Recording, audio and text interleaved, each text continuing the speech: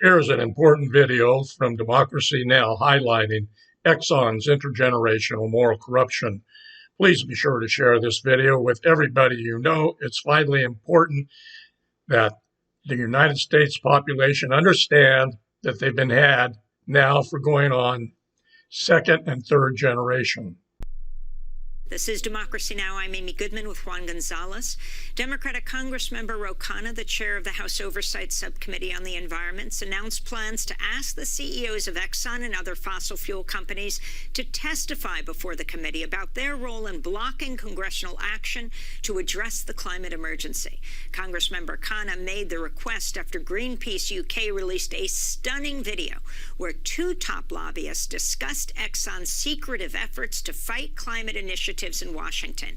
This is the video produced by Unearth, the investigative journalism unit at Greenpeace UK. You know, the wins are such that it would be difficult to categorize them all. Did we join some of these shadow groups to work against some of the early efforts? Yes, that's true.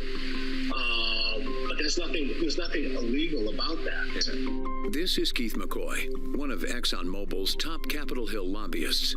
And this is Dan Easley. Until February this year, he was Exxon's leading White House lobbyist. Unearthed posed as recruitment consultants and told them we had a client who admired their work. Then we interviewed them on Zoom and asked them to tell us what they and the other lobbyists at Exxon have been up to. ExxonMobil is so powerful that the management suite at its global headquarters is known as the God Pod. Until recently, it was the biggest, richest corporation in the history of the world. For decades, critics have claimed Exxon deploys cynical, aggressive lobbying techniques to pull the strings of government while running clandestine campaigns to block action on climate change, discredit its opponents, and distract attention from its polluting activities. But not one of its serving senior executives has ever come clean about the Exxon playbook. Until now. Here's what Dan Easley and Keith McCoy told us. Mr. McCoy revealed that behind the scenes, the company has been working hard to undermine President Biden's $2 trillion infrastructure plan. The White House proposal included spending hundreds of billions on clean energy and transport as part of the most ambitious clean energy legislation ever proposed by a U.S. president. And it would have been paid for by higher taxes on corporations like Exxon. But these ambitious proposals are on the verge of being defeated. According to Mr. McCoy, Exxon has been working to scale back the legislation and stop Exxon paying more tax. He told us which United States senators the company sought to recruit to their lobbying campaign. And they're not all Republicans. We're playing defense because President Biden's talking about this big infrastructure package, and he's going to pay for it by increasing corporate taxes. You stick to highways and bridges, then a lot of the negative stuff starts to come out because for you guys, because there's a germaneness, right? There's this that doesn't make any sense for a highway bill. Why would you put in a something on emissions reductions on climate change to oil refineries in a highway bill? Who's the crucial guys for you?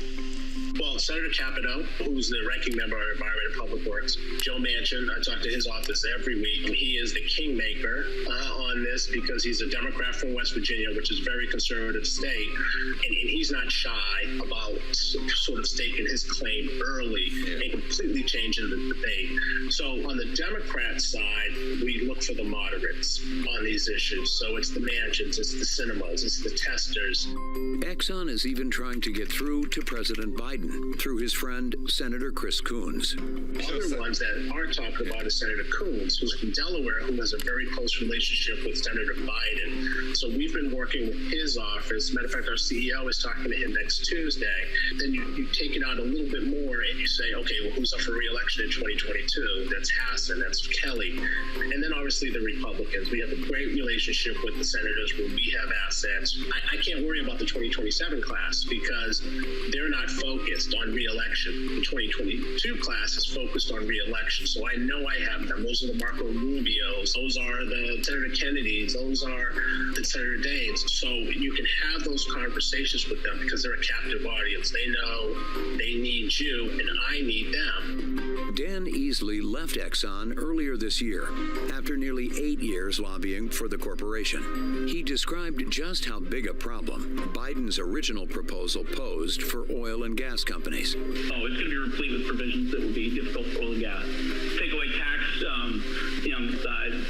favorable tax treatment.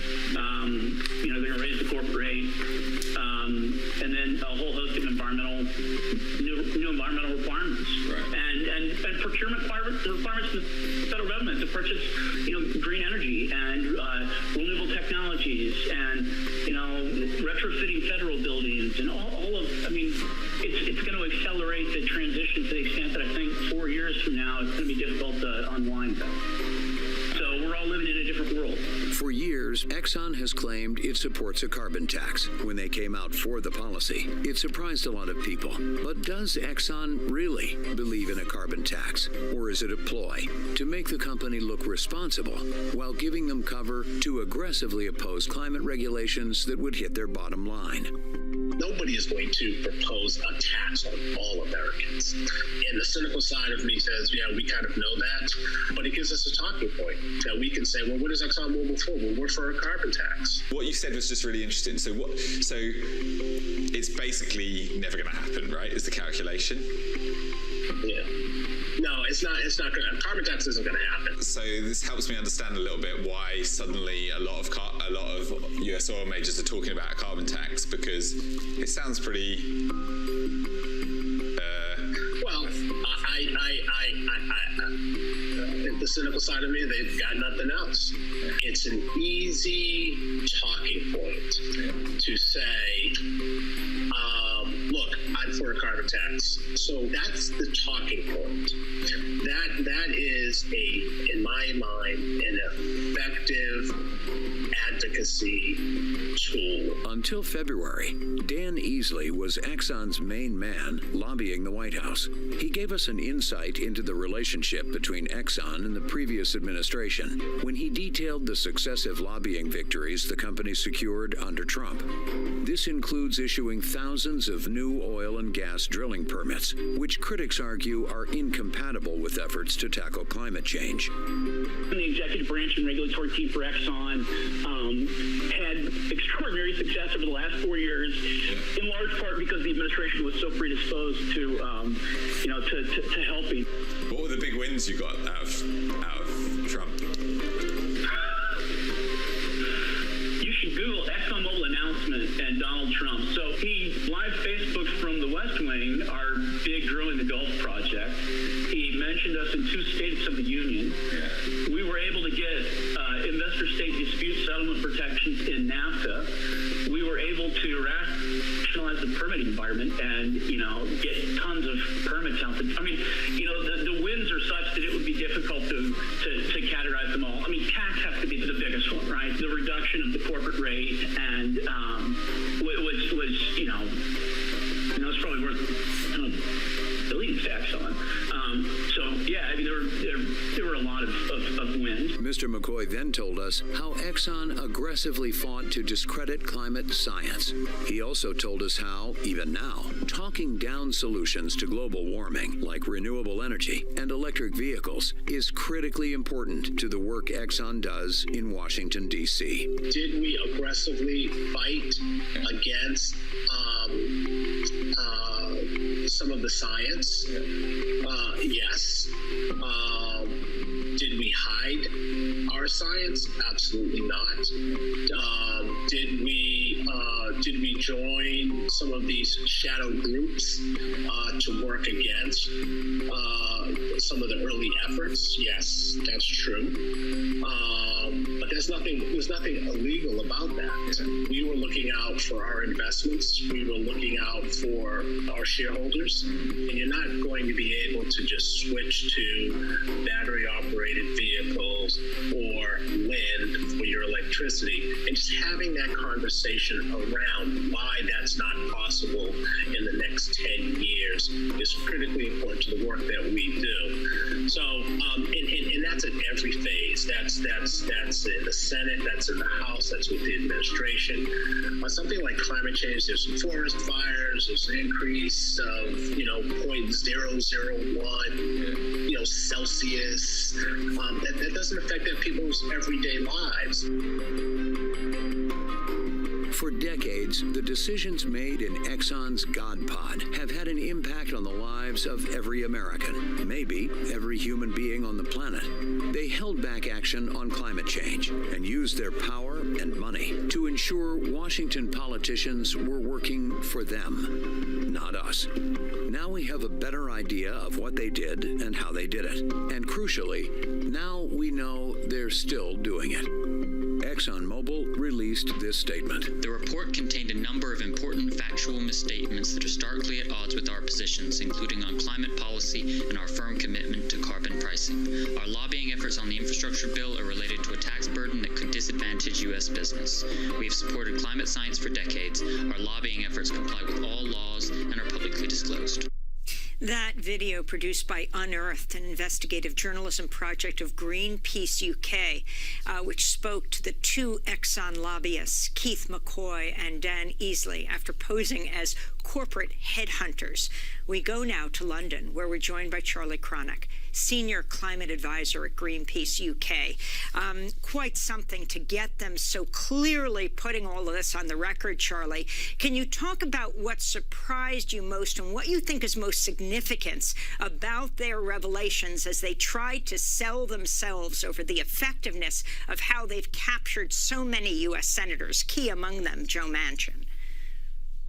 I think the most amazing and surprising thing about these revelations is anybody still surprised at what Exxon is doing? I think that the reality is that almost nothing has changed in the Exxon playbook in terms of their appearance to want to be seen to be credible on climate change, while at the same time spending an amazing amount of time, resources to slow down progress on climate change at a time when we just simply have zero time left for delay, obfuscation, or debate on what should be done when. It's absolutely clear what needs to happen now, and they seem to be, up until Darren Wood's apology last week, committed to carrying on, slowing things down, and stopping action, for doing everything they can to do that.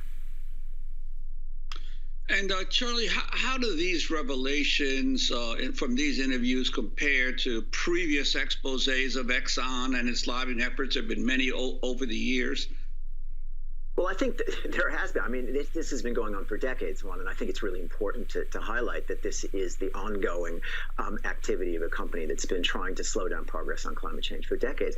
What's different about it is literally it is from the horse's mouth. As both lobbyists said earlier in the interviews, they were quite comfortable using front groups. They were quite comfortable in hiding behind whether they were sort of think tanks, sort of would describe themselves as right-wing or free market think tanks who would espouse these views, which were supported and funded by Exxon, or whether it was groupings like the American Petroleum Institute, which is a trade association, which always presents the lowest common denominator in terms of ambition for an industry. But the API, American Petroleum Institute, is seen as respectable, certainly has a huge presence in D.C., and that kind of lobbying has been the norm for decades. I think what's unusual about this situation is that they were just absolutely, they weren't even, I was going to say unapologetic. They were gloating at the level of success that they were having on slowing down progress on the biggest challenge that we're facing as a country, as a generation, as a world.